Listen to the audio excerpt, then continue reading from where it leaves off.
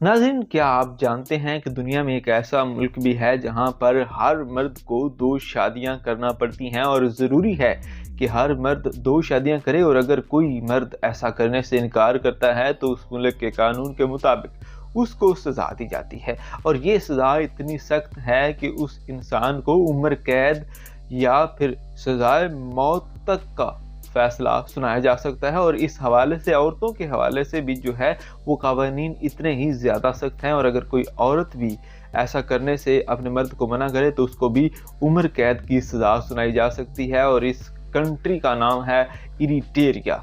और ये अफ्रीका का एक मुल्क है जहाँ पर औरतों की तादाद जो है वो मर्दों से 2 गुना है। लिहाजा औरतों और मर्दों के तनासब को कायम रखने के लिए मर्दों पर लाजिम है कि वो 2 शादियां लाजमी करें, और ये जो है कानून बहुत सख्ती से इस पर अमल किया जाता है।